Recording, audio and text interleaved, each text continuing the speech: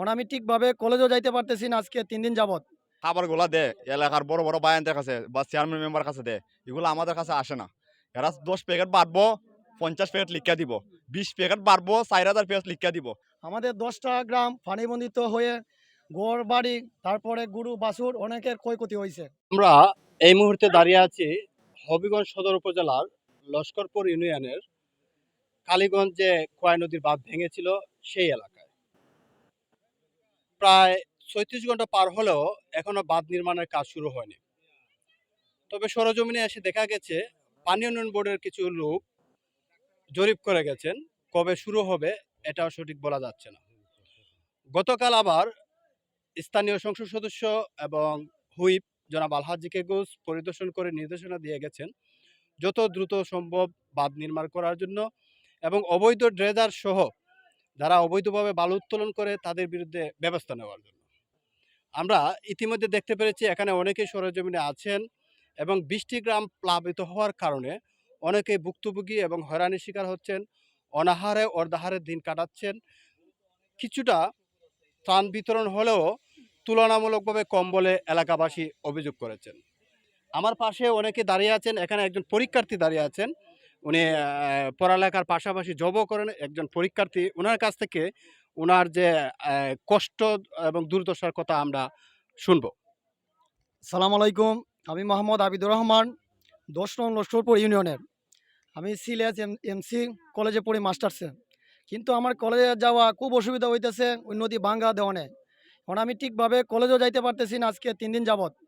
এখন সমস্যা রয়েছে, আমার বোনও একজন পড়ে, উনিও যাইতে পারতেছে না এখন ডিগ্রি কলেজে, উনারও কালকে পরীক্ষা। এখন দেখেন কত কষ্টে আমরা আছি। আমরা বাজারও যাতায়াত করতে পারতেছি না, অনেক ধরনের সমস্যা। আমরা চাল ডাল মাছ আনবো বাজার থেকে, এরকমও আমাদের কোনো সুযোগ সুবিধা নাই। অনেক জায়গা নিয়ে ভাঙ্গা দিছে, কিন্তু আমরা বাড়িতে পানিবন্দিতে আছি। আমাদের 10টা গ্রাম পানিবন্দিত হয়ে ঘর বাড়ি তারপরে গরু বাছুর অনেকের ক্ষয়ক্ষতি হয়েছে, আমার নিজেরও ক্ষয়ক্ষতি হয়েছে। তারপরে পুকুরের মাছ এগুলো অনেকে নষ্ট হয়েছে। এখন বিষয়টা হয়েছে, আমার বাড়ির পাশেও একটা স্কুল আছে, হাই স্কুল, তারপরে বাড়ির পাশে আছে প্রাইমারি স্কুল। এগুলো তো মানুষের যাতায়াত করতে পারতেছে না, ছাত্রছাত্রীরাও যাইতে পারতেছে না, অনেক ধরনের সমস্যাতে আছি। এখন বিষয়টা হয়েছে চালু দ্রুত কাজটা যাতে শুরু হয়, এটাই আমাদের আবদার। সালাম আলাইকুম।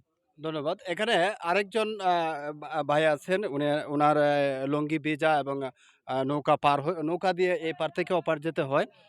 এটার সমাধানের জন্য এলাকাবাসী আ সরকারের এই চোখে নজরে আনার জন্য আমাদেরকে বলেছেন। আমরা উনার কাছ থেকে জানতে চাইবো যে সরকারের কোনো সহযোগিতা বা কোনো ব্যক্তি উদ্যোগে যে সহযোগিতা আসছে এই ব্যাপারে আমরা তার কাছ থেকে জানবো। আসসালামু আলাইকুম। যে আমাদের প্রশাসনে যে খাবারগুলা দে এলাকার বড় বড় বায়ানদের কাছে বা চেয়ারম্যান মেম্বার কাছে দে, এগুলো আমাদের কাছে আসে না। এরা 10 প্যাকেট বাড়বো, 50 প্যাকেট লিখা দিব, 20 প্যাকেট বাড়বো, 4000 প্যাকেট লিখা দিব। এরকম একবার এক সিরা চাইলে সিরা দিয়া গেছে আমরা দে, আর কোন গুড় দিয়া গেছে, আর কোন এরা কুচফার্তা আমাদের নে নাই। কবে এরা আসবো ওইটাও আমরা জানি না। আমরা এলাকার মানুষ যাতায়াত করতে পারতাছি না, বাজারে যাইতে পারতাছি না। আমার সব কিছু বিজ্জা গেছে, টাকা পয়সা আসবো সব কিছু বাইজা গেছে, নষ্ট হয়ে গেছে। আমাদের মানে খুব একটা ভোগান্তি। আমরা এটা কবে শেষ হবে এটা নিজে আমরা জানি না। সালাম আলাইকুম।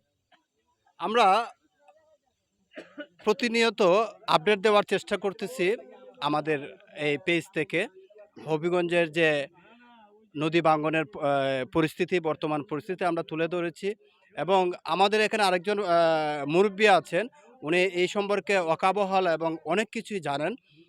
ওনার কাছে আমরা জানতে চাইব এই নদী ভাঙ্গার মূল কারণ কি, কি কারণে ভাঙতে পারে।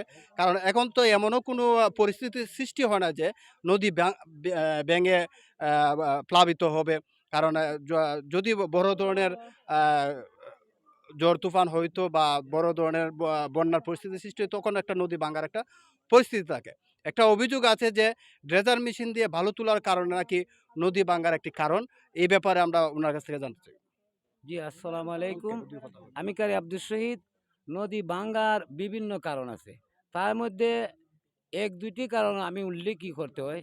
একটি মূল কারণ হইল এক্সকুভেটর এবং ট্রাক্টর দ্বারা নদীর যে চর এটা কাটার হইল ১ নম্বর কারণ।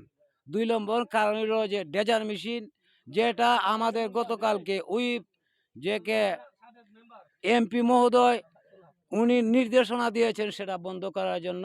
আমি এইখানে দাঁড়িয়ে এই কালীগঞ্জ নামক বাংলায় দাঁড়িয়ে আমি আমাদের ইউনিয়নবাসীর পক্ষ থেকে আমাদের বাংলাদেশের প্রধানমন্ত্রী মহোদয় তারেক মহোদয়ের কাছে আবেদন জানাচ্ছি যে এই যে বাঙ্গা উনি এমপি মহোদয়কে নির্দেশনা দিবেন এবং তড়িৎ গতিতে যেন এটার কাজ দ্রুত গতিতে হয় এই ব্যবস্থা করে।